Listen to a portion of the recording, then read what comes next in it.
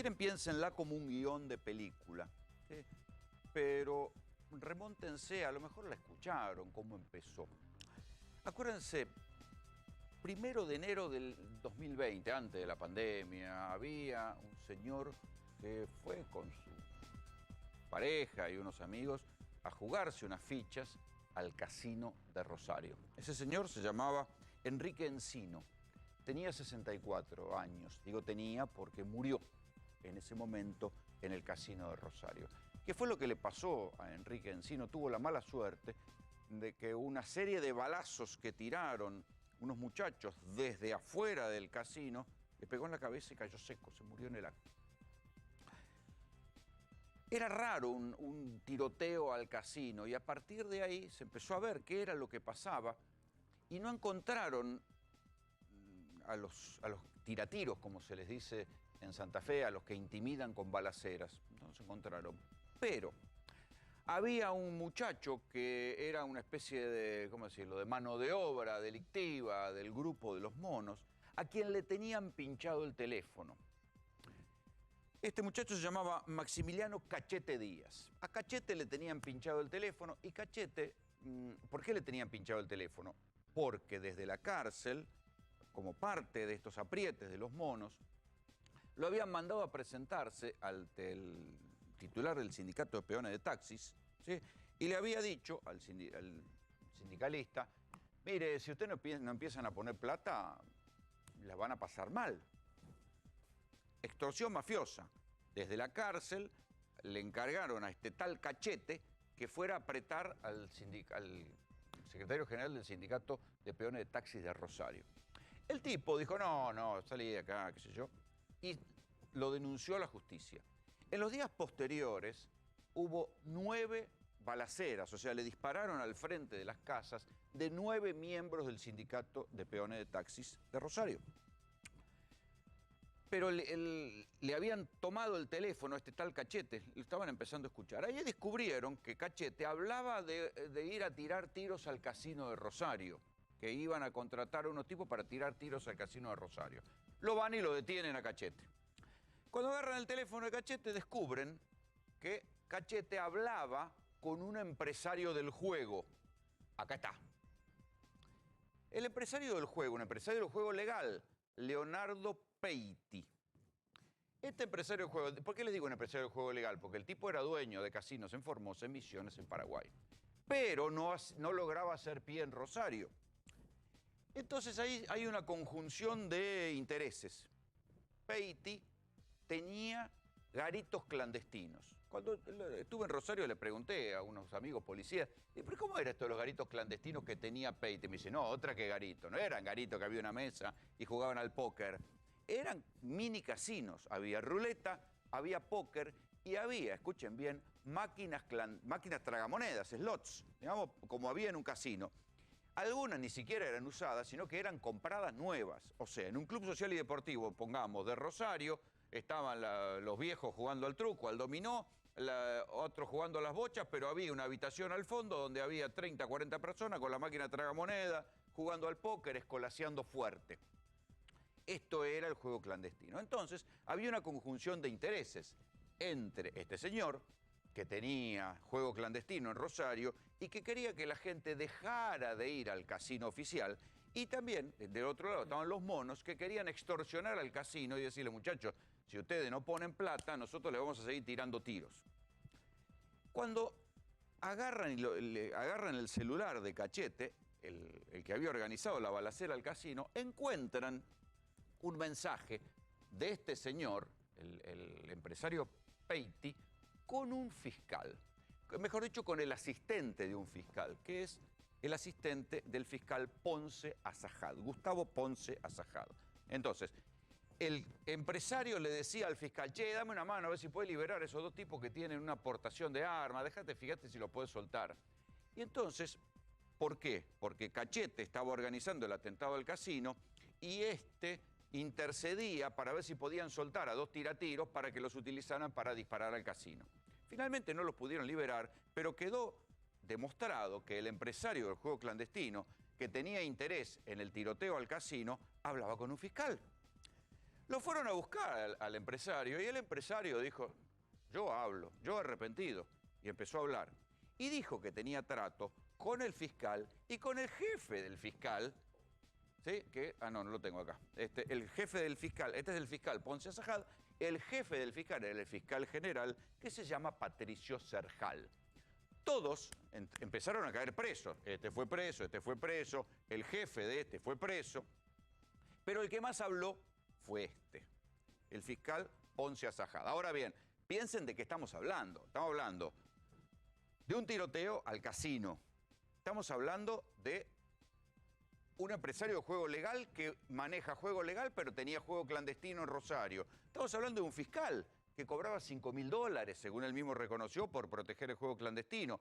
Y estamos hablando del jefe de este fiscal que también cobraba por proteger el juego clandestino. La cosa no termina ahí, porque esto es la parte judicial. Ustedes me dirán, bueno, es solo justicia corrupta. No. A partir de ahí empezaron a descubrir que el que protegía el juego clandestino, por lo menos lo que dice el fiscal, era un senador. Es el senador Armando Trasferri.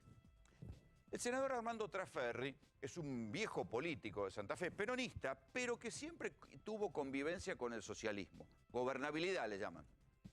El senador Trasferri fue el sostén fundamental de Agustín Rossi en la reciente paso que hubo contra el oficialismo. Porque acá lo que hay que decir es que el gobierno de Santa Fe se dividió. Omar Perotti, el gobernador, y su gente le soltaron la mano a Trasferri y, ojo, a la vicegobernadora Rodenas. ¿Por qué les hablo de la vicegobernadora Rodenas? Porque el principal sostén de Rodenas, sostén político, era Trasferri, pero Rodenas, ¿a qué no saben que había sido antes de ser vicegobernadora y diputada? Fiscal. Escuchen, porque todo esto puede ser un relato, pero escuchen ahora los audios del fiscal Ponce Azajad en el juicio, cuando fue como arrepentido, hubo una audiencia después donde volvió a arrepentirse, se sigue arrepintiendo, ¿no? Dice, mi arrepentimiento, pido disculpas, no me va a alcanzar la vida para pedir disculpas, dice el fiscal Ponce Azajad. Pero en la audiencia, donde finalmente hizo un juicio abreviado, terminó condenado, pero ahora está, creo que en arresto domiciliario, el fiscal habló y siguió prendiendo el ventilador. Y las revelaciones del fiscal hablan no solo de un senador, no solo del sostén político, la vicegobernadora, sino que llevan a este señor, que es el presidente de la Corte Suprema de Santa Fe. Se llama Gutiérrez. Escuchen los audios. En relación a los procesos que se le intentan seguir al director del organismo de investigaciones, al doctor Saín, exministro de Seguridad de la provincia. En ese sentido me consta porque he estado presente en una sala de la Corte Suprema con asiento en Santa Fe de un paper al respecto que le entregó un ministro de la Corte Suprema a el senador Trasferri en presencia del doctor Serjal y en mi presencia, y al finalizar la reunión en un sobre le dijo, acá tenés todo en contra de Saín. Eso fue una operación que se estableció entre el Senado de la provincia y un ministro de la Corte Suprema de Justicia. Yo fui testigo de esa reunión en la que se entregó lo que en política se llama carpetazo.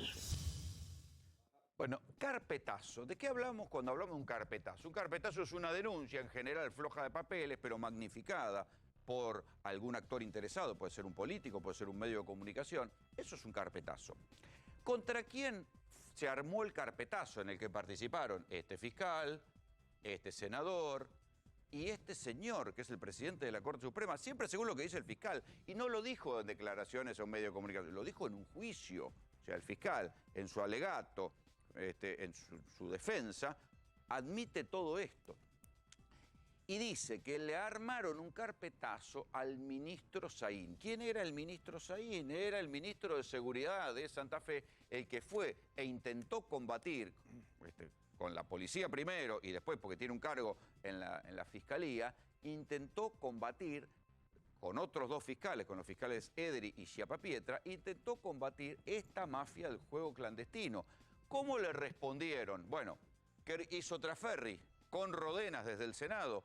acusaron a los fiscales, los quisieron destituir y a Saín le tenían preparado un carpetazo. Es lo que dice el fiscal. O sea, fíjense hasta dónde puede comprar una mafia en una provincia que puede manejar tanta plata como para tener un senador provincial que tiene otros muchachos en diputados, un caudillo provincial, tener influencia en una vicegobernadora, comprar fiscales y hasta lograr que un presidente de la Corte colabore en un carpetazo. Escuchen más.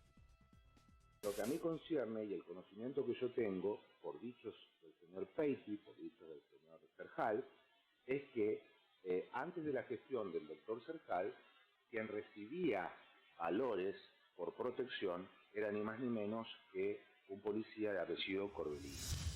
Bueno, ahí hablan de un policía de apellido Corbellini. Esto remonta a la administración del socialismo. O sea, este esquema de juego arranca en los tiempos del socialismo. Si bien Traferri, un senador del peronismo, ahí no había nada, había guita. Entonces, bueno, esto arrancaba con el socialismo. Le pagaban, dice el fiscal, que era parte del esquema, que le pagaban a este policía Corbellini, que era uno de los policías destacados cuando gobernaba el socialismo. En otro tramo de la declaración dice que en un momento dado hubo un episodio con la vicegobernadora Rodena, que nunca quedó claro de qué se trataba, esto lo digo porque se discutió mucho en su momento, sobre si Rodena se estaba alquilando en verdad una quinta en Entre Ríos que pertenecía a un famoso narco de Santa Fe, que es Esteban Lindor Alvarado. Hubo un allanamiento, no se sabía si era la quinta pertenecía a Lindor Alvarado y la regentaba su abogado y ahí iba Rodenas o no iba Rodena. Bueno, lo cierto es que el fiscal Ponce Azajad cuenta que,